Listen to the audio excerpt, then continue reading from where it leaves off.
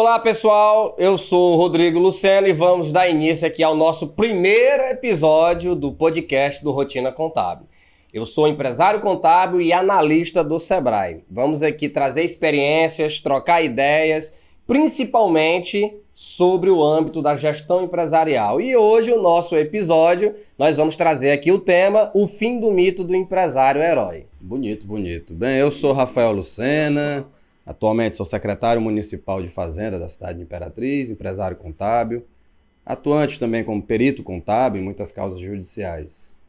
E hoje o nosso tema, o fim do mito do empresário herói, é para tentar desmistificar essa ideia que os empresários possuem.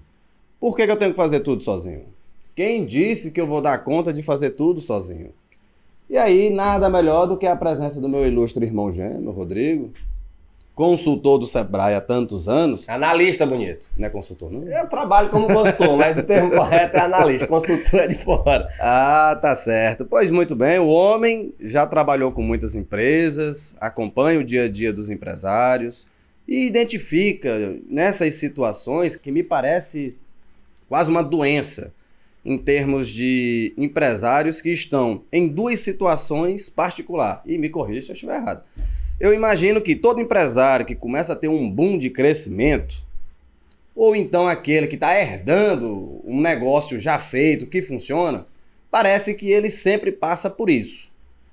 Ele tem aquele negócio, a empresa já existia, tem o seu modus operandi, e geralmente, quando você trata, por exemplo, de uma empresa familiar, o pai, a mãe, né, construiu aquele negócio, tinha o seu jeito peculiar de trabalhar.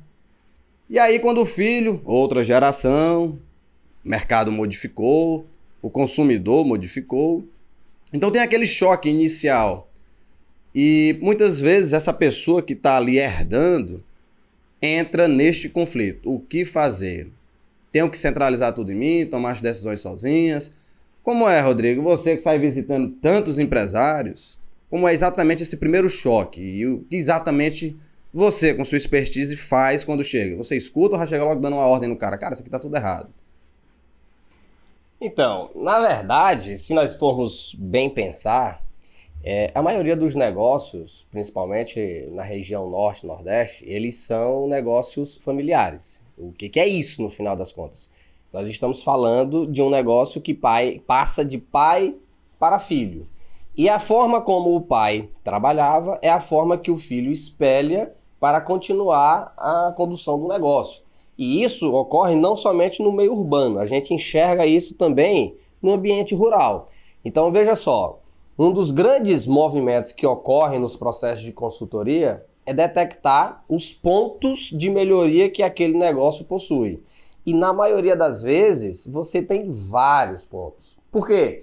Porque o cara pensa o seguinte, não, olha só, eu comecei um negócio sozinho, eu consegui crescer sozinho e eu sempre fiz assim. Esse é o pensamento do patriarca. É aquela pessoa que funda um negócio, ele vai levando aquele negócio de uma forma que ele obteve um resultado. Ele não sabe se é o melhor resultado possível, mas ele obteve um resultado, conseguiu sobreviver em um país que nós temos uma taxa de mortalidade de mais de 50% das empresas. Então, se ele conseguiu sobreviver, ele pensa, eu estou certo.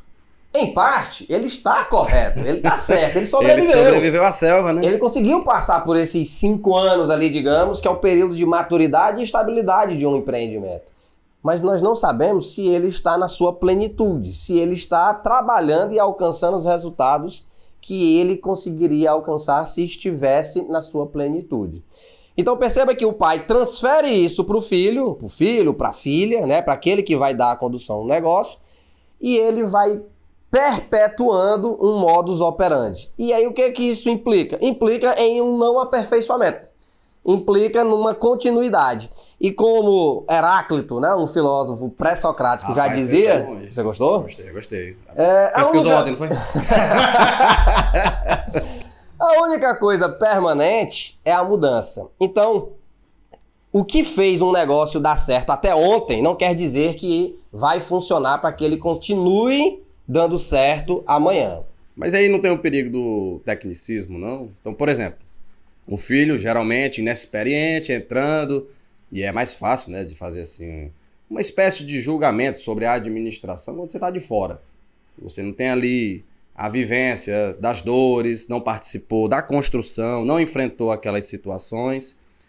E aí nós, jovens, né, vamos lá, pegamos um livro, lemos modelos administrativos e geralmente realizados no exterior, em outros cenários, em outros mercados, em outras culturas, e a pessoa chega empolgada, vou implementar. Chega lá, pega a marreta e arrebenta o que vinha sendo feito. A partir de agora, a administração não é mais assim.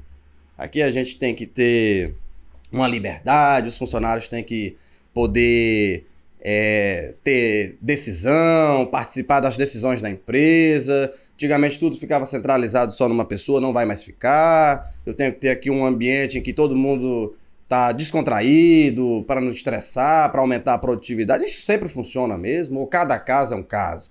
Por exemplo, quando o Sebrae chega e faz uma intervenção, não sei nem se é permitido falar, mas vamos supor, deu errado.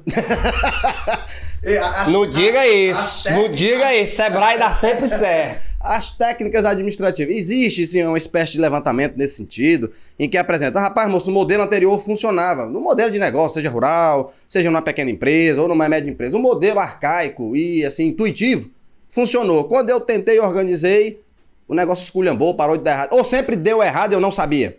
E agora eu tenho números e apresenta a realidade daquilo que me enganava. Porque tu sabe, né? Tem muitos empresários que junta lá o seu patrimônio. Como é que ele sabe se o negócio tá dando certo? Amigo, eu tô pagando as contas. Sobrou dinheiro. Eu olhei na conta, ainda paguei tudo. Sobrou alguma coisa? Eu paguei a energia da empresa, paguei os funcionários, levei pra casa, tá dando certo. Paguei a escola dos meninos. Tá né? tudo em dia. Então, existe, assim, essa perspectiva também de que, às vezes, a pessoa entra nessa parte técnica mesmo de administração e acaba que piora o negócio? Não, existe. Na verdade, como até a gente mencionou anteriormente, se está funcionando é porque algo está sendo feito de correto. Então nada pode ser também tão extremo. Todo extremo, ele acaba sendo ineficaz. O que ocorre? Você tem que trazer pontos de melhoria. Aquilo que está dando certo, você mantém. Aquilo que não está dando certo, você implementa os pontos de melhoria. Eu estava até aqui vendo. Por exemplo, nós enfrentamos um desafio absurdo, né? Se nós formos retroceder aí de 2019 para cá, que foi o quê? A questão da pandemia.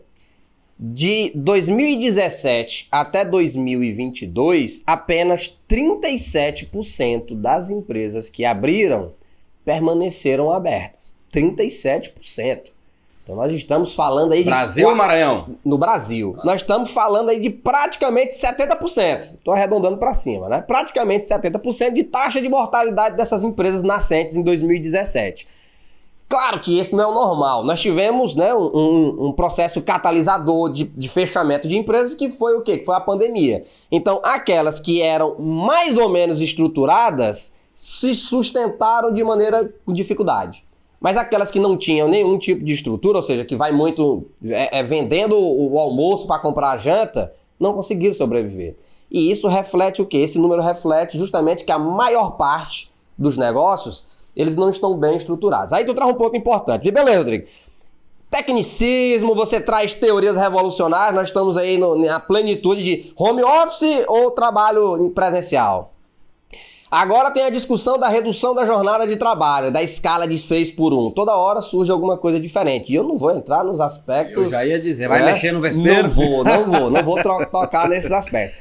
Agora, toda discussão ela é válida. E você só consegue mensurar resultados depois de tentar implementar. Então, veja bem, essa semana um empresário chegou para mim com o seguinte problema. Um empresário vendedor de colchões.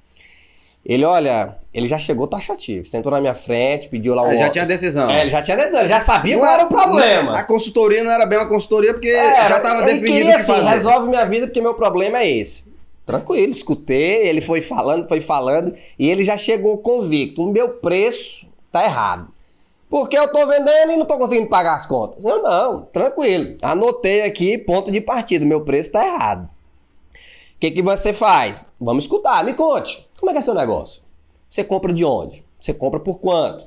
O que é que você tem de gasto fixo? Ah, eu não sei o que é gasto fixo. Não, é aqueles gastos de estrutura. Ele vai existir mesmo que a empresa não funcione. Então, por exemplo, tu nem abriu uma empresa, o que é que tu é obrigado a pagar? Tu é obrigado a pagar a conta de energia, conta de água, aluguel, contador, salário. por favor, contador, né? Tem despesas ali, né? Custos que você é obrigado a arcar, independentemente se a empresa abrir as portas ou não. Chamamos isso, né? Um conceito bem simplório, de custo fixo. Quando a gente faz o levantamento dos custos fixos dele, só os custos fixos, sem abrir a empresa, já estava maior do que o faturamento dele. Aí, só por essa primeira informação aqui, primeira constatação, eu já lhe digo que provavelmente o seu problema talvez até seja o preço de venda. Mas não é apenas ele. Aqui a gente já tem um problema de venda. Você não está vendendo. Mas vamos confirmar agora aqui, né? Conferir a formação do seu preço de venda. Como é que você fez? Não, o pessoal do mercado, do setor, pega aqui e multiplica por 2. Mas por que você multiplicou por 2? Ele, não, porque todo mundo multiplica. Não é o preço do concorrente não, né? Era o preço do concorrente. Como é que o concorrente fazia? Ele multiplicava por 2. Excelente forma de precificar. Vai no colega, e sem copia. conhecer a estrutura. Cobra quanto? O meu aqui vai ser 10% mais barato. Comprei por 100, vou vender por 200. Esse cara lá tá vendendo por 200, vou diminuir, vou vender por 190, vou ganhar. E não funciona assim. Esse número, né, nós chamamos isso de markup ou taxa de marcação. É um fator, né, um índice que você multiplica para precificar de uma maneira mais rápida, né, mais simples. E para todo mundo entender, trata-se do preço do seu serviço ou produto, tá? Exato.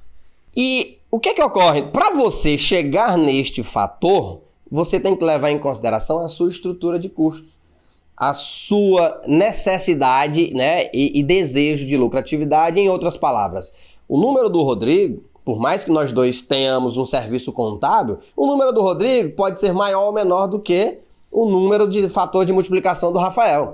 E aí, quando eu fiz, né, essa matemática com ele, eu percebi que, por coincidência, ele estava numa divergência muito pequena, né, do fator de precificação. Na verdade, ele estava uma coisa muito simplória abaixo. Em outras palavras, o problema dele efetivo não era preço, era vendas. Então, o que é que ele tinha que atacar? Você tem que vender, meu querido. Você tem que fazer o quê? Marketing.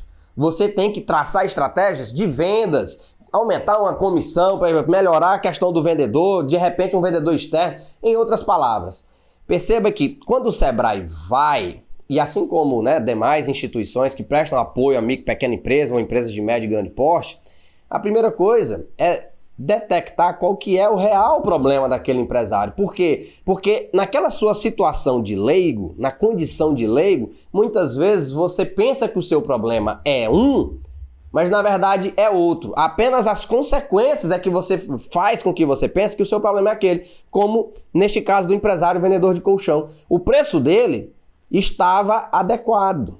O que é que não está adequado? A quantidade de venda. Então, ele poderia tranquilamente permanecer com aquele preço de venda. O que é que ele não poderia? Permanecer com aquela quantidade de colchões vendidos. Inclusive, é curioso porque isso acontece muito no caos do crescimento acelerado.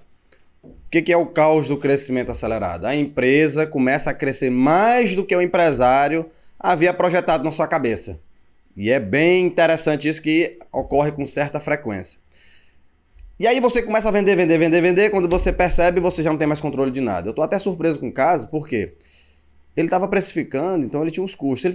Ele tinha um mínimo de controle para poder precificar. Na verdade, ele não estava precificando da maneira correta. Ele copiou. Por coincidência, então ele também não tinha um controle. Ele não tinha um controle. Então, ele tava com um papelzinho, né? A gente começou a escrever os custos dele lá para poder chegar na matemática. Entendi, foi ali uma construção improvisada, né? Não era questão da sorte. Basicamente, sorte, infelizmente, é a realidade, né? A maioria vai trabalhando dessa forma, copiou. É o aventureiro. Exato. É o aventureiro. Então, assim, na prática, ele também não possuía o controle, que era justamente o que eu iria perguntar. Por quê?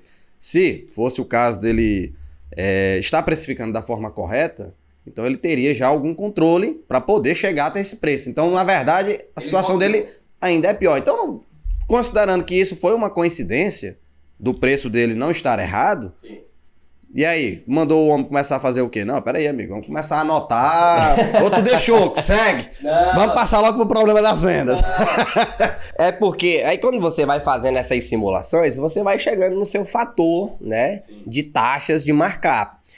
O que, por coincidência, ia ter um treinamento de gestão financeira na semana seguinte. Então, o primeiro passo que eu falei, ó, você vai aqui, faça a sua inscrição num treinamento aqui de gestão financeira, que inclusive, aqui, Rotina Contábil, temos uns treinamentos aí à disposição de todas essas áreas de gestão, né? Muito bom. Gestão financeira, gestão de estoque, controle financeiro, tudo isso aqui. A gestão financeira, então, na verdade, ela engloba muita coisa. Quando você fala gestão financeira, o que é tanto exatamente... Assim, de forma sintética, o que a pessoa precisa entender para dizer, não, eu tô relativamente bem na minha gestão financeira? Que tipos de controle? Eu tenho que saber fazer o quê? Ou tenho que estar fazendo o quê para eu afirmar que pelo menos iniciei minha gestão financeira? A parte básica de um negócio, que eu chamaria ali de pilar, que por coincidência não, foi pensado, é o nosso curso, você começa com o quê? Você começa com controles financeiros. Então, o primeiro passo, para qualquer tipo de informação, o primeiro passo é... Você tem que ter registro. Se você não anota quanto que você vende, quanto que você gasta, com o que você gasta, você não tem informação nenhuma. Ah, hoje como... Serve no pedaço de papel? Não, não serve não. Não. Isso aí, pelo amor de Deus, não. Aí lembra da história. O meu avô fazia assim, anotava só no caderninho. Não, beleza. Naquele tempo funcionava. Você conseguia ter. Porque se você anotar num pedaço de papel...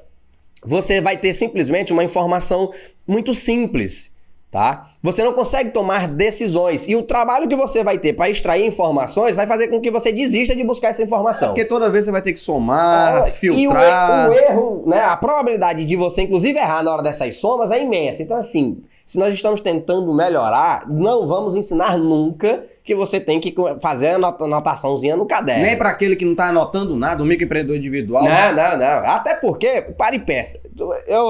Quanto é que nós temos na sua carteira nesse exato momento, em espécie? Rapaz, vamos conferir. Vamos conferir. Será que eu vou passar vergonha? Diga aí, tem alguma coisa? Rapaz, acho que em tem... cédula. Tem só minha CNH e olha lá. Pois e 3 cartões de crédito, só. Eu sequer tenho uma carteira no bolso nesse exato momento, mas é porque eu perdi. Mas CNH, cartão de crédito, dinheiro, tudo hoje tá aqui, ó. É num aparelho. Rodrigo, mas aí tem que ver que tem muitas pessoas que não conseguem se modernizar, né? Não conseguem acompanhar a tecnologia. Não, ok. Para essas pessoas, você contrata um funcionário, um estagiário, um assistente, um filho, um neto, alguém. Quem foi que disse que o empresário tem que fazer tudo sozinho, né? Exatamente. Você tem que o quê? Você tem que buscar o apoio. O Sebrae é uma forma de apoio, o Rotina Contábil é uma forma de apoio e os funcionários também são formas de apoio. Por quê? Porque você não consegue fazer tudo sozinho. Então, busque alguém que tenha condições de fazer minimamente esse registro. Então, assim, na pior das hipóteses, planilhas eletrônicas, não é planilha também no papel. Esquece esse negócio de papel. Então, você faz primeiro o controle financeiro, que são esses registros. Em segundo, você faz... Aí, os seus fluxos de caixa, e se nós estamos falando de projeção, então é o quê? É o passado, o presente e o futuro. Você faz os seus resultados, nós estamos falando de demonstração do resultado do exercício. Qual é a finalidade de uma empresa, doutor Rafael? Gerar renda e lucro para o seu empresário. Então, se na sua DRE não apresentar renda e lucro, meu querido, você tem que tomar as medidas cabíveis para que ela comece a fazer a sua Mas se eu não tiver finalidade. DRE, eu nem sei se eu tô tendo. Exato. Então, esse é o terceiro ponto, DRE. O quarto ponto são os indicadores. O que são os indicadores? Eles são índices que vão mensurar a situação do negócio. É indicador de rentabilidade, é indicador de lucratividade e assim sucessivamente. Ainda... Você tem que ter a sua precificação de maneira assertiva. Isso aqui são os pontos básicos de uma gestão financeira. Esses 5. Controle, fluxo, DRE, resultado, indicadores e precificação. Mas esse é o base. Não quer dizer que para aqui. Tá, mas aí, vamos supor, o empresário está te ouvindo nesse exato momento. Você citou 5, Sim. Tá? Quem não tiver os 5, nós já podemos dizer, o senhor está em crise, ou a senhora, tá? Você está em crise, você não sabe o que está fazendo, Isso. Você está se aventurando, pode estar perdendo seu tempo, sua saúde, provavelmente está perdendo a sua saúde, inclusive, porque a bagunça faz isso também, né? Adoece a gente. Porque você não tem informação, fica complicado. Então, nesse exato momento, você está em crise, entendeu? Você está mergulhado na tentativa de fazer tudo sozinho. Não vai conseguir. Provavelmente o senhor vai adoecer, vai passar mal, vai perder qualidade de vida. Então, se eu quiser criar um trajeto em que eu saio desta crise e entre no mínimo de controle possível para que eu tenha informações, para que eu possa tomar melhores decisões, são esses os 5? Ou ainda teriam mais? Ou posso ter 2 desses, já vai ser útil. Não vou dizer que resolve, porque cada caso é um caso, eu sei. Mas vamos pensar no mínimo do mínimo, né? Você tem vários tipos de cenário. Vai ter empresários que têm mais dificuldade de aprendizado, um capital menor para investir, menos tempo. Então, assim, se você considerar, preciso dos 5, só um resolve, qual seria esse? Pelo menos para você iniciar o processo. E considerando, obviamente, os níveis, né, de empresários. Você vai ter um empreendedor individual, em que é um desenvolvimento menor, mas você já pode ter uma média empresa que começa a ter muitas vendas e perdido no controle. Como que funciona isso? Na verdade, um acaba linkado com o outro. Não, de certa forma, ele se torna um processo de escadinha, né? Por quê? Eu não consigo ter uma DRE se eu não tiver feito os meus controles financeiros. Quer dizer o quê? Se eu não tiver registrado. Como é que eu vou fazer a DRE sem a informação, né, de quanto entrou, de quanto saiu e de para onde foi? Como é que eu vou calcular os meus indicadores se eu não tiver a minha DRE? Como é que eu vou precificar se eu não tiver ciência dos meus custos? Então, um vai puxando o outro. Se você tiver somente um, você vai estar somente com aquele item, digamos assim, sob controle, sobre uma gerência. Se você tiver somente um, provavelmente você ainda vai ter problemas. Por quê? Beleza, eu fiz aqui os meus controles financeiros, mas eu não fiz minha DRE, não fiz minha precificação, não fiz minhas projeções. Ok, serviu para quê eu ter esse controle?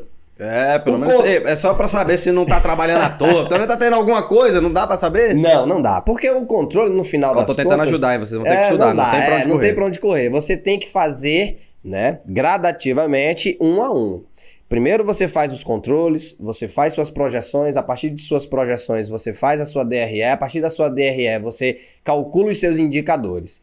Ok, tá aqui o passo a passo. A precificação, ok, vou deixar ela assim que você consegue fazer de maneira individual, né? Igual o vendedor de colchão. Igual o vendedor de colchão, que acabou fazendo de uma maneira sem ter todo esse mix. Mas esses 4, eles estão entrelaçados. E aí, quando você fala da gestão financeira, perceba que eu estou dizendo situação básica. Então, isso aqui é o básico para que você tenha a informação e a gestão básica financeira do seu negócio. Mas isso aqui ele tem que transcender ainda para o quê? Começa aí. Empresas do comércio. Onde é que está o ouro de uma empresa do comércio? Qual que é o ouro da empresa do comércio? Nós chamamos de quê? Nós chamamos de estoque.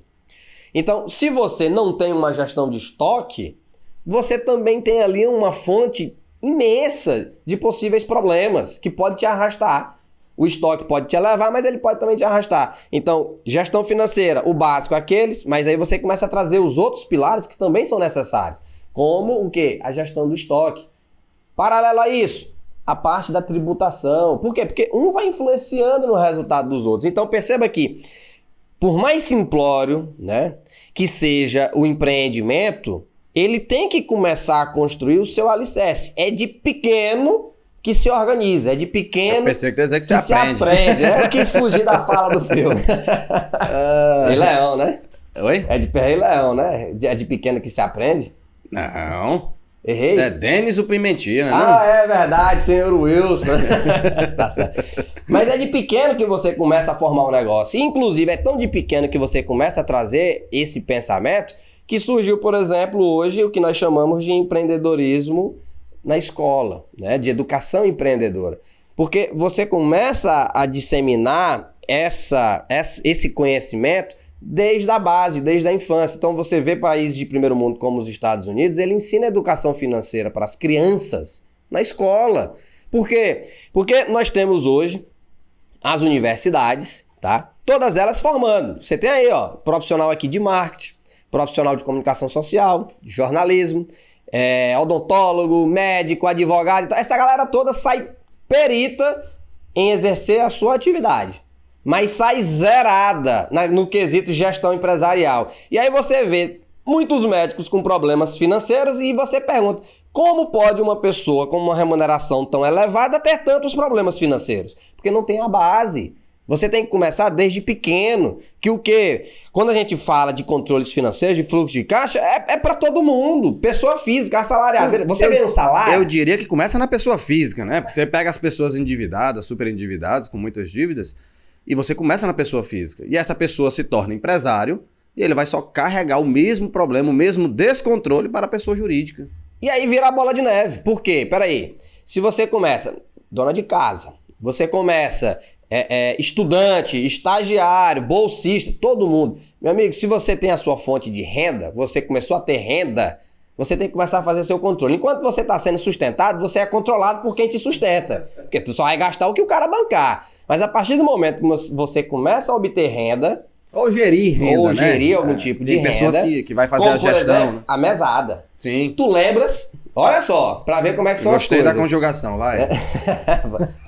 Português. Lembrou meu amigo Anderson, mas vai. Como que começou a minha gestão financeira? A minha foi para montar uma bicicleta, não queria dizer, hein? Centavos. A minha gestão financeira começou quando a minha tia, nossa tia, na verdade, nós dois começamos, nossa tia, nos concedia R$1 para efeito de lanche. Você lembra, né? Lembro. O que acontecia? Obrigado, minha tia. Tia Vilma, viu? Só pra constar, eu vou dizer o nome. Vou dizer, minha tia Vilma. Maravilhoso, né? Diga-se de passagem. Pense bem, meninos de 13 para 14 anos de idade começaram a ganhar R$1 por dia. Era 50 centavos para cada um. Outros tempos, naquele tempo, 50 centavos você conseguia comprar um lanche, né? Pra vocês terem um parâmetro aí, a super bicicleta que eu montei custava R$189. Hoje uma Caloi, linda, maravilhosa. Propaganda da Caloi tu tá fazendo aí. Mas beleza. Olha só, nós juntávamos 50 centavos por dia cada um. E estabelecíamos meta. Então, beleza, eu quero comprar um presente. O presente custa, sei lá, R$50, R$30. Quantos dias eu tinha que juntar esses 50 centavos? Então você abdicava, né, de quê? De repente ir jogar um videogame, 1 hora de Super Nintendo na esquina era 50 centavos. Era bons tempos. Mas tá vendo aí? você começou abdicando do lanche. Exato. Essa doação da minha tia era para que nós pudéssemos lanchar na escola. E nós não lanchávamos para... Então eu enganava a bichinha, me perdoe, minha tia. Eu não lanchava, dizia que tinha lanchado e guardava o dinheiro. Essa observação... Por quase um ano guardando o dinheiro para poder comprar essa bendita bicicleta. Essa observação é extremamente importante porque as pessoas acham que tem crescimento sem desconforto. Sem um sacrifício, né? Não tem pra onde correr. Isso não existe. Aí as pessoas tendem a dizer, mas hoje é fácil. Costumam dizer pra mim assim...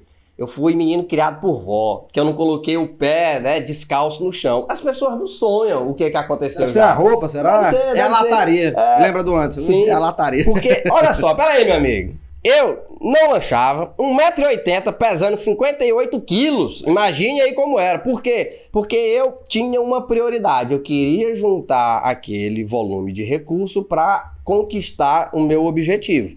E isso é replicado até nos dias de hoje. Então, graças a Deus, o processo de crescimento e amadurecimento faz com que você aumente a sua fonte de renda e o seu sacrifício vai reduzindo. Não quer dizer que desaparece. Ele modifica, ele né? Modifica. Os sacrifícios sempre vão existir, não tem jeito. Mas ele modifica o tipo de sacrifício que você tem que fazer. E isso continua. Então, quando eu chego para o empresário e falo, olha, nós vamos fazer aqui os gastos essenciais. É esse. O que dá para reduzir? Dá para reduzir esse. Beleza, as vendas estão... Quem é que vai ter que sofrer o corte na carne, parceiro? De fato. Quem tem que sentir o corte na carne é o proprietário. Então, mas eu mereço. Meu amigo, essa frase de eu mereço... Entra nesse tema também, que é espinho. É melhor falar da redução de jornada do que falar disso daí. Porque o que ocorre? O negócio é seu, meu querido. Ou você corta na carne quando for necessário, para que o negócio cresça, se desenvolva e lá na frente você possa usufruir daquele crescimento. Mas, aqui no início, você não esperar o tempo de retorno. Lembra de um dos indicadores? Um dos indicadores é justamente o tempo de retorno. Porque se eu abrir o meu negócio, não quer dizer, olha, abri meu negócio, tive aqui um resultado positivo, sobrou R$3.000 na minha conta, vou tirar. Você vai quebrar o seu negócio se você mantiver essa sistemática. Por quê? Porque dentro desse valor que está ali sobrando, você tem que incluir o quê? O período e a taxa de retorno do seu negócio. Então você tem que deixar aquele dinheiro ali para formar o seu capital de giro, para ir, né, fazendo o negócio girar e dê tempo ao tempo. Aí sim, lá na frente você conseguir, né, receber de volta esses benefícios. Vem cá, Rodrigo. Eu sei que na prática, né, no dia a dia, acaba que são vendidas soluções, tá? E dentre essas soluções, você tem o próprio empresário se capacitar e contratar pessoas específicas para situações específicas. Mas certamente você também já se deparou com um empresário que falou, não, mas eu tenho um contador. Não era para o contador resolver isso tudo, não? Ou não? O empresário não tem para onde correr. Ele precisa, ainda que não faça toda essa parte, porque na cabeça do empresário, da sua grande maioria, principalmente até, né, um empresário de pequeno porte, quando você falar, cadê a DRE? Ele vai dizer, não, isso é coisa do contador, ele tem que se virar para fazer. Cadê o teu estoque? Não, isso é coisa do contador, ele tem que me dar um inventário pronto, dizer o que tem. Então, você tem então aí as duas situações. O que é necessário de fato? É o empresário estar capacitado, conhecer, ainda que não execute propriamente dito, esses controles, ou contratar o contador e exigir do contador que faça tudo isso. Você enxerga que a contabilidade é obrigada a fazer tudo isso? Como que funciona então hoje? E aí, obviamente, vamos separar de novo. O MEI, a lenda é o MEI não tem contador, né? Teoricamente, MEI não tem contador. Por lei não está obrigado. Apesar de não estar obrigado, não quer dizer que não seja recomendável. É o que eu sempre pontuo. Olha, você não é obrigado, mas é recomendável. É aconselhável que você tenha, tá? Ó, eu vou até trazer aqui principais causas de fechamento das empresas no Brasil e dando porcentagens de muitas que são pontuadas aqui. Pesquisa do Sebrae. Falta de capital ou lucro, 19%. E aí quando você fala falta de capital ou lucro, nós estamos falando de captação de recursos, seja no banco. Para isso precisa de indicadores como o de retorno e rentabilidade, para você saber qual é a taxa de juros correta que você pode pegar. Não é qualquer empréstimo que você pode pegar. Por exemplo, pulverizou. Bilhões foram emprestados agora com esse empréstimo consignado do CLT. A galera não quer saber se era um crédito bom para ele. Ela quer saber que teve crédito, foi lá e pegou. Tá liberado, tá rápido e tá fácil. Vamos ver as consequências disso depois, tá? Quando o cara não conseguir honrar e tudo mais, porque as taxas de juros não são as melhores. Beleza. Aí você vem aqui, ó. Déficit na falta de clientes, com 14%, como por exemplo, o empresário aqui do colchão, que achava que o problema dele era a precificação, na verdade era falta de cliente, falta de vendas, né? Problemas de planejamento e administração com mais 10%, problemas entre os sócios na casa de 8%, burocracia e impostos 7%, problemas pessoais. Então, você tem diversos fatores que vão ali implicando no problema de negócio. Mas veja só esse índice. Capacitação insuficiente. Uma pesquisa diferente, não tem nada a ver com os problemas, mas somente no nível de capacitação de cada um dos empresários. Sim. Nós estamos falando que apenas 42% dos empresários receberam algum tipo de capacitação nos últimos anos. 42%. Nós estamos falando então aí com 58% dos empresários não tem nenhum tipo de capacitação. Complexo. Em tempos dos coach. Então, olha só. Não vamos entrar nisso, isso dá confusão também. Foi mal, não tá mais aqui quem falou. 58% não fazem nenhum tipo de capacitação. Então, peraí, o que o cara faz? E aí eu vou fazer agora aqui o advogado do diabo para os contadores. O que o cara faz? Ele não estuda. Pega qualquer volume de dinheiro emprestado no banco, emprestado com um parente ou a rescisão que teve, não faz nenhum planejamento, abre um negócio e chega no contador. Meu amigo, precisa aí que tu abra minha empresa, declare meus impostos e tal e tudo mais. Ao contador, não, olha, vou te explicar, nós temos aqui o departamento fiscal, o departamento pessoal e a contabilidade, que é a parte da inteligência, DRE, balanço. A parte tradicional, né? Aí depois ele vai e oferta as partes especializadas. Nós temos a consultoria para lhe acompanhar e um tudo. BPO financeiro e tal e tudo mais. Não, e quanto é que fica? Olha, isso é X, esse é Y, esse é Z e tal e tal. Não, mas tá caro dinheiro demais. Quer isso aí não? Quero só os impostos. Só me mantém vivo. Só me mantém vivo. Respirando por aparelhos. Todos, praticamente, eu não vou dizer todos, mas né, a maioria busca o preço e não a qualidade e a informação do serviço. Então ele busca o preço. Quando ele busca o preço, ele só quer o mínimo do mínimo do mínimo, o suficiente, os impostos. E aí o contador sobreviver para o fisco. O contador fica sendo enxergado como uma mera calculadora de impostos. O contador pode auxiliar nesses âmbitos de gestão? Pode e deve. Agora, não tem como você achar que o contador vai fazer esse serviço quando você está, na verdade, querendo remunerá-lo somente pela mera calculadora de impostos. E aí o que ocorre? É uma terceirização de culpa. Todo mundo entra no modo de defesa quando alguma coisa dá errado. E o primeiro princípio qualquer básico... aspecto da vida, né? Em qualquer aspecto da vida. O primeiro princípio básico é o quê? É a autopreservação. O Instinto de sobrevivência. O culpado não sou eu. Se eu estou tendo prejuízo, o culpado é o contador que não me informou. E muitas vezes sequer a informação chega para o contador. Ainda que solicite. Ainda que solicite, né? Você não envia. Por quê? Porque, peraí, se eu não faço os registros, se eu não tenho esses controles, como é que eu vou informar para o contador o que está acontecendo na empresa para que ele, a partir da geração do seu DRE e do seu balanço patrimonial, me apresente depois que está a empresa com problemas gerenciais, de lucratividade e tudo mais. Como é que eu vou exigir isso do contador se quando eu negociei com ele, eu quero somente o básico? Né? Eu quero a emissão da guia do Simples Nacional eu quero, rapaz, e só nada emite, mais. ainda quero que emita a nota. Emite a nota aí, ou pior o ainda, eu quero só que tu sonegue pra mim aí. Dá um jeito não aí. Eu não quero pagar nada, te vira. Então perceba que esse tipo de situação faz com que o contador ele seja subutilizado, tá? E ainda subreconhecido, porque quando estoura algum problema, esse problema estoura lá no contador. E perceba que essas atividades de gestão, ela transcende a contabilidade. Eu disse que ela pode e deve desde que seja contratada e remunerada para isso. Por quê? Porque o serviço básico da contabilidade propriamente dito, ela realmente não inclui essa parte da gestão. Mas aqueles que querem se sobressair, lembra da história da mudança? Sim. Os contadores antigos só mandavam imposto. Não, mas hoje a necessidade dos negócios, né, a oferta, a concorrência, te obriga que você esteja qualificado e preparado para ir além. Teve um determinado cliente que chegou para nós e eu achei sensacional, né? Quando ele falou aquilo para mim. Ele falou assim, rapaz, eu lhe indiquei um parente meu aqui para vir para cá só por causa de subir aqui, porque eu tinha certeza. Eu conversei com ela ontem à noite e eu lhe falei, olha, amanhã eu vou lá conversar com o meu contador e eu vou chegar lá com ele para a gente definir o que a gente vai trabalhar, qual vai ser, porque tinha saído aquelas matérias do Pix. Lembra da matéria do Pix em janeiro? Assustou muita gente. Que todo mundo ficou nervoso. Eita, agora eu não sonego mais. Então, sentei, fiz toda a apresentação, expliquei como que era a dinâmica.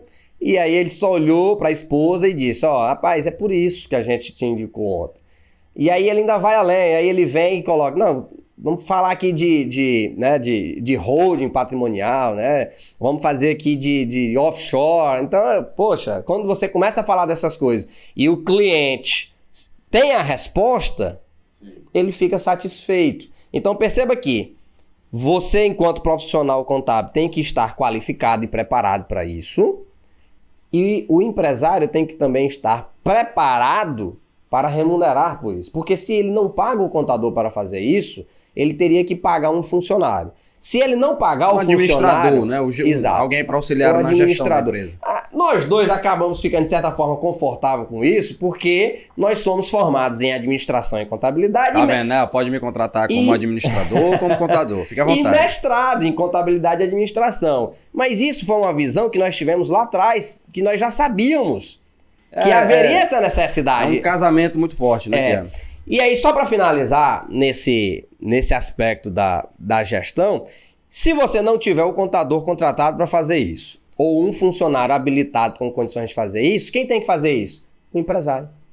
E aí a gente cai no mito, novamente, do empresário herói que faz tudo. E muitas vezes tem uma história que é muito, muito interessante, né? Que eu gosto até de recitar sempre para os alunos, que é o seguinte. Determinado dia, um gerente de operação chegou, era construção de trilho, chegou e viu que estava faltando um operário. Então, ficou desfalcada a equipe ali que estava construindo os trilhos. E ele, rapaz, eu não posso deixar o serviço desfalcado. Então, ele saiu da função dele de gerência e foi lá para o operacional. O que aconteceu? Chegou o diretor. Cadê o gerente? Não, o gerente tá lá na operação porque a equipe tava desfalcada e tal e tudo mais. Beleza, deixa eu ir lá. Quando ele chegou lá, fulano, o que tá fazendo aí? Não, chefe, tô aqui porque a equipe de operação tava desfalcada, eu vim aqui para dar esse suporte. Ok. Quem é que tá dando suporte lá na equipe de gerência? Ele, não, mas, né, eu tô aqui. Não, você tá aqui ou você tá lá? Então, perceba que o empresário, aí vem a história do empresário herói que quer fazer tudo, ou você é operacional ou você é estratégico. Você não tem como ser os dois. Ah, mas eu sou um MEI. Ok. O MEI, nessa condição especial, que é o primeiro degrau de uma escada, né, do empreendimento, ok. E aí lembrando que o MEI ainda pode ter um funcionário, Ainda né? pode Então, ter um funcionário. por Ainda vezes ele não está sozinho exatamente. Então, perceba que nesse momento, ok, você conseguia ali centralizar, porque o volume e obrigações, né, volume de obrigações e de gestão de negócio, ele é bem menor, ele é mais enxuto. Mas é impossível, a partir do momento que o seu negócio crescer, você continuar centralizando todas as ações da empresa com você. Você deve sair do operacional e ir migrando para o estratégico. É assim que o negócio cresce. Você não vai conseguir crescer se você ficar eternamente acumulando operacional e estratégico. E aqueles que conseguem perdem a vida. Aí vai ver como é que tá a esposa, como é que vai ver como é que tá, ou se for a mulher, como é que tá o marido, como é que tá os filhos, Você perde a sua qualidade de vida porque você passa a ser uma máquina trabalhando e querendo tomar conta de absolutamente tudo. Para todo mundo que está nos acompanhando agora, tem um modelo de diagnóstico empresarial resumido, tá? São perguntas muito simples de respostas, sim ou não. Então, por exemplo, vai estar disponível aqui para vocês fazerem a sua autoanálise, entendeu? Para você iniciar aquele seu processo de reflexão, depois se deitar e começar a pensar no que você precisa fazer. Então você tem lá, por exemplo, por áreas, né? Você deve responder. Questão: fluxo de caixa estruturado. Se você possui, você marca sim. Se você não possui, você marca não. DRE mensal atualizado. E assim vão indo essas perguntas.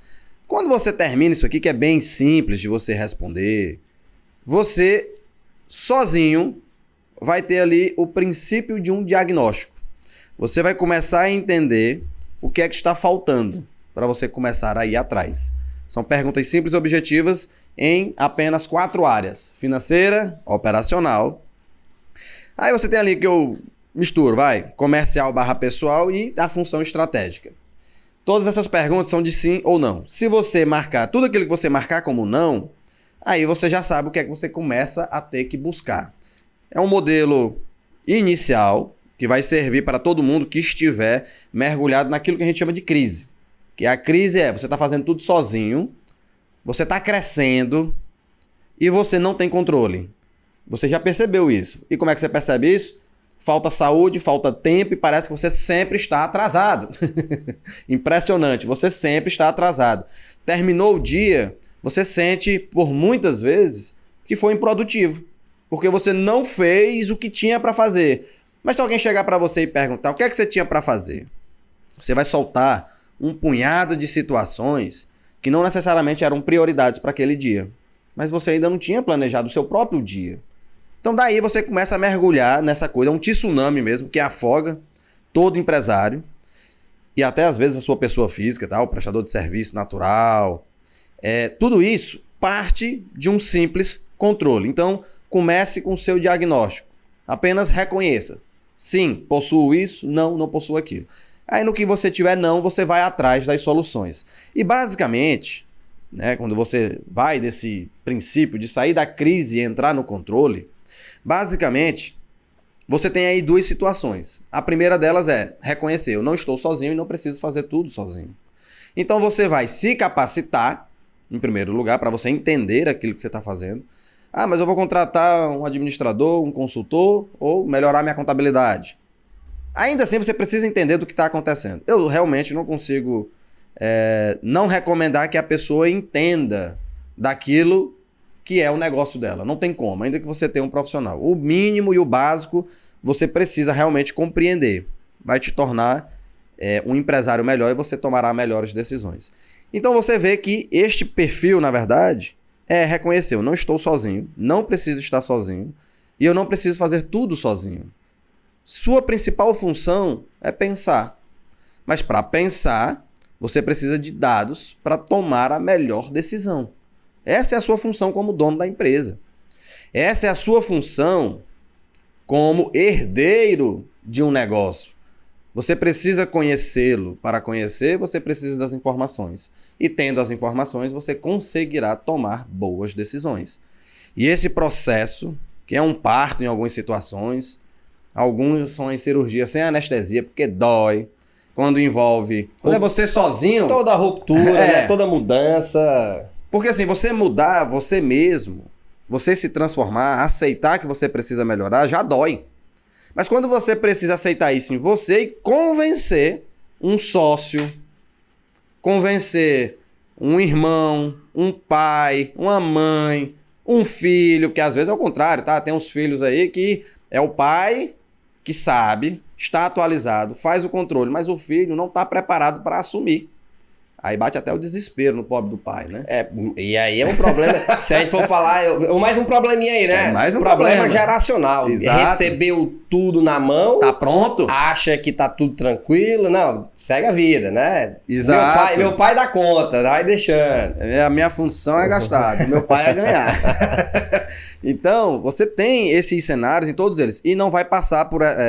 ninguém vai sair disso sem passar por esse ciclo, por essa transformação pessoal e empresarial. São duas coisas que um refletem no outro. É o ser humano que em seguida executa isso dentro da sua própria empresa. Daí você chegar no que hoje é chamado de novo perfil do empresário, que é ele de fato, né?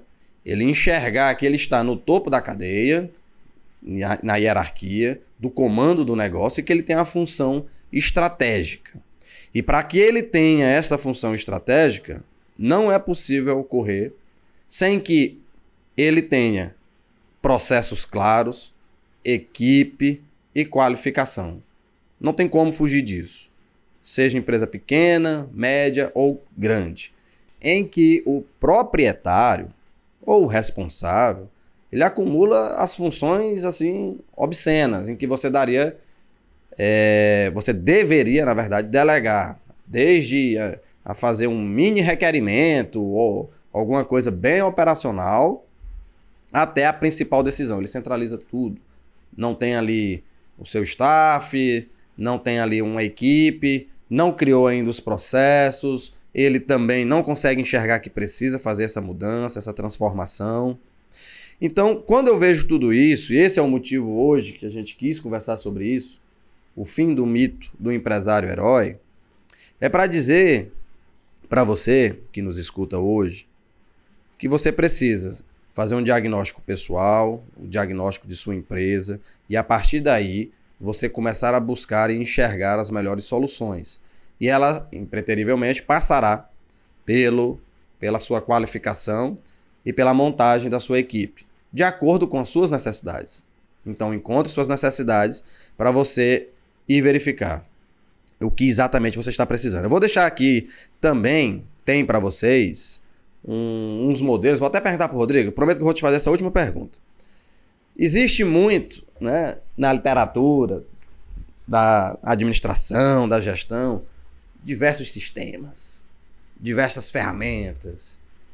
E toda hora chega alguém, às vezes com a sigla em inglês, já tem outras que falam até em japonês. E aí? É uma call, é meet. Ninguém mais quer se reunir, vamos conversar. Não, tem que usar. Vamos fazer uma call. Tem que fazer uma call. Ninguém mais, enfim. Então, toda essa parafernália que existe para o pobre do empresário ter que entender no final das contas. É obrigatório. O básico não funciona. O feijão com arroz não resolve. Eu preciso realmente trazer esse tipo de ferramenta. O que você me diz sobre esses tipos de classificações que precisam ser colocadas dentro da empresa na parte administrativa? Posso fazer só o feijão com arroz? Posso esquecer... Lá vai eu de novo cutucar os coaches, né? Não vou falar não, deixa. Posso fazer só o feijão com arroz? Vai funcionar? O menos é mais? Tem um meme, né, na internet aí que eu compartilhei, eu compactuo com ele. Não tem esse negócio, vamos fazer uma call, a meeting, brainstorm. Não, por favor, nós falamos português, vamos utilizar as palavras em português, não precisa sofisticar para dizer que tem resultado. Esse é o segredo. Vai ser massacrado, mas vai. Eu entendo, faz parte, mas acredito que o básico, sim, ele funciona e funciona bem. E aí eu vou até retroceder lá em uma das suas primeiras perguntas para a gente arrematar em cima dessa última. Quando tu me perguntou se não ficava muito na parte do tecnicismo, se o Sebrae chegava lá e, né, colocava tudo, e se já teve vezes do empresário implementar aquela situação e não funcionar, né, colocando sistemas robustos e com vários indicadores e tal e tudo mais. Cada caso é um caso, mas se nós formos retroceder, e a história serve para isso, para que a gente aprenda com ela e não repita os erros do passado, é o quê? O plano de negócio, ele foi muito atacado. Olha essa ferramenta. Plano de negócio, ele foi muito atacado. Ele foi muito atacado no sentido de que disseram que ele era muito lento, que ele era uma fotografia que quando tu terminava de construir ele já tinha passado do tempo, e as startups hoje elas já fazem uma modelagem de que é no método da experimentação, com baixo custo, então você vai testando para saber se funciona, a história de trocar o pneu do carro com o carro andando. Mas veja bem, a história antiga, na construção, em Roma, em Grécia, né, da próprio Egito, já existe os primeiros vestígios de um plano de negócio, não com um conceito próprio, né, que nós temos hoje, mas de um início de organização. Quando você vem para a Revolução Industrial, já ali no século XVIII, você tem novamente essa necessidade de uma organização, que aí para os nossos alunos de contabilidade surge inclusive a contabilidade de custo por causa da Revolução Industrial, que aumentou a complexidade e necessidade de acompanhamento de custos individualizados. Mas agora, vizinho, já nos anos 50, a Universidade de Harvard, nos Estados Unidos, começa o quê? A trazer o plano de negócio como uma ferramenta e ensinar dentro dos seus cursos de empreendedorismo, como hoje nós já o conhecemos e vemos, né, estamos implementando. E dos anos 50 até os anos 2000, meados dos anos 2000, você vê o plano de negócio sofrer uma série de ataques justamente por essa velocidade. Aí vem a internet, as startups, os programas, apps, smartphones. O plano de negócio é ultrapassado. O negócio agora é modelagem através de Canvas. Bota os post-it aqui, eu tiro, coloco e consigo alterar e atualizar. É mais colorido, né? É mais colorido, né? É um negócio fluido, né? Consegue ali mudar rapidamente, não tem estrutura, não tem robustez. E o que ocorreu? O Canvas continua como uma ferramenta complementar, mas não como a base, o alicerce. E o plano de negócio sobrevive e ainda hoje é o melhor instrumento que você tem para tentar prever. É prever, não é adivinho. Não tem esse negócio de adivinho, de adivinhar o futuro. É prever e tentar minimizar os impactos. É tentar estruturar minimamente possível o seu negócio que vai ser desenvolvido. E assim como o plano de negócio perdura, persiste e hoje ainda é, inclusive foi matéria da minha dissertação, né, de mestrado, foi premiado, né, tá na revista da Micro Pequena Empresa, justamente o que? A efetividade da implementação de um plano de negócio, em que, sim, os negócios são mais bem-sucedidos com o plano de negócio. Se você chega em instituições financeiras para financiar algum projeto, né, algum investimento, eles querem um plano de negócio. Então, perceba que sim, a robustez do plano de negócio ainda funciona. Agora vem me pergunta, Rodrigo, mas quer dizer que todo mundo que faz um plano de negócio nunca quebrou? Não, não é isso. Às vezes nem abriu, né? Às vezes nem abriu, exato. Porque o plano de negócio ele vai dizer se o negócio, naquelas circunstâncias, com aquele formato, ele é viável ou não. Então ele vai te dizer, cara, não entra que tu vai quebrar. Nessa conjectura, né, nessas circunstâncias, você vai quebrar. Ou, cara, pode ir, porque as tuas chances de sucesso são boas. Mas isso não quer dizer que ele não seja, que ele seja infalível. Não, ele está tentando prever. Então perceba que é a ferramenta que nós temos de melhor controle, de tentar antecipar um cenário. E isso perpassa para as demais soluções que são ofertadas, como a de gestão financeira, como a de marketing, como a de vendas e etc. Então, o fato de você implementar as soluções não quer dizer que seu negócio esteja 100% garantido. Não existe 100% de certeza de nada. A única 100% de certeza que nós temos é a morte. Fora isso, tudo depende. Vamos ver como que vai estar, porque você tem os fatores internos e externos. E quando nós implementamos qualquer tipo de solução, nós estamos trabalhando os fatores internos. Mas ninguém tem como prever quando vai estourar uma pandemia. Ninguém tem como prever que a nossa taxa de juros aí, que já está em quase 15%, de repente chega a 18, 19, 20. Tô brincando, não vai chegar nisso, mas... Fé em Deus. Mas perceba que nós não temos como prever os fatores externos, porque isso independe de você, né? De repente, uma guerra e qualquer outra coisa que independa das forças do seu planejamento. Então, as ferramentas, ela vêm para mitigar, tá? As dificuldades que um empresário pode enfrentar, mas ela não elimina. As dificuldades, elas permanecem. E até trazendo mais um exemplo, que eu já vi que nosso tempo está estourando. Tem tempo? Tem tempo. Ah, que negócio é esse, moço? Deixa o homem falar. Eu vi empresários, né, empresas pequenas, pequeno porte, ela trazendo o software, né, nacionalmente falando, de maior robustez. Não atendeu às necessidades. Primeiro que onerou. Segundo que não usava metade das funcionalidades. E terceiro que a linguagem ficou muito sofisticada para a realidade do negócio. Então não quer dizer que mais é melhor. Quer dizer que você tem que buscar o que é o adequado, tá? Então isso vale para todas as soluções.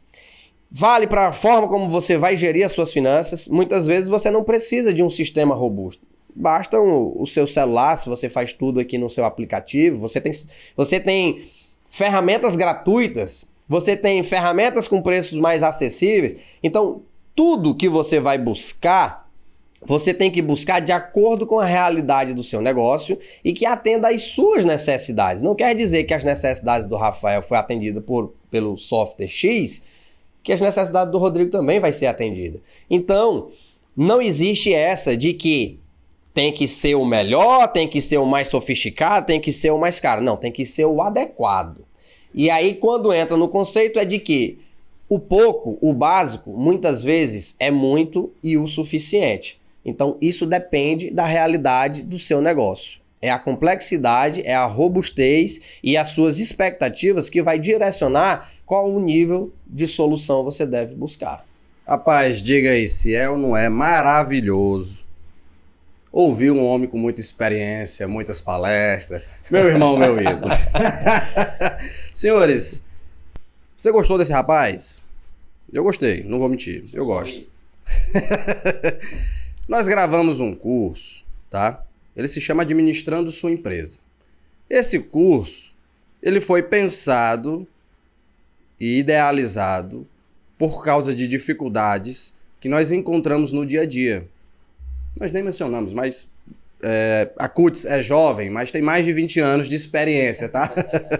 Por incrível que pareça. É a aparência de quem dorme cedo. Exato. O segredo é, durma antes das 10 horas da noite, até que você tenha filhos bebê, que ele vai ficar acordando a noite toda e tu não dorme mais, como é meu caso. Então, esse curso ele foi gestado e pensado considerando aquilo que sempre é ensinado e aquilo que sempre está faltando para a maior parte desses empresários que estão numa crise, que ainda não identificaram seus gargalos. Então, se você tiver interesse, vai ter um link aqui, o nosso site chama-se Rotina Contábil, www.rotinacontabil.com.br. www hoje em dia nem precisa mais, né? Não falam mais não? Eu sou old. Os termos que vocês não gostam, eu sou velho. Minha alma é velha, entendeu? Mas nós gravamos esse curso pensando justamente nessa deficiência que nós encontramos na maior parte dos empresários, tá bom? Esses que estão em início, que estão crescendo de forma desorganizada e está se sentindo ali tumultuado. A partir dali você vai encontrar os 5 módulos, o que a gente comentou aqui durante essa conversa. E você vai conseguir melhorar drasticamente a situação de sua empresa. E, obviamente, a partir dali a sua mente vai abrir, você vai enxergar novos mecanismos. Existem lá modelos, existem lá ferramentas básicas, planilhas eletrônicas. Mas existe também a sugestão, entende? Para que cada caso, como o Rodrigo bem colocou, seja adequado. Mas ali está o início e o caminho que você vai conseguir depois trilhar. Nós também ofertamos para essas empresas ou para essas pessoas físicas que queiram, ao término do curso, uma consultoria conosco, tá certo? É uma reunião você vai conversar, vai contar a sua situação e ali, num bate-papo de 40 a 1 hora, nós vamos conseguir dar a você alguma instrução, alguma orientação para você seguir na sua empresa, tá bem? Então, fica aqui o nosso link, tá aqui em algum local aí na nossa página, embaixo, em cima, do lado, enfim, tá em algum local aí. Vocês busquem, cliquem se tiver interesse, deem uma analisada no curso. Só para lembrar, eu sei, todo mundo tem a vida corrida, tem filhos, emprego e muitas atribuições, falta tempo. Obviamente, o nosso perfil de ser humano, ele é objetivo, tá?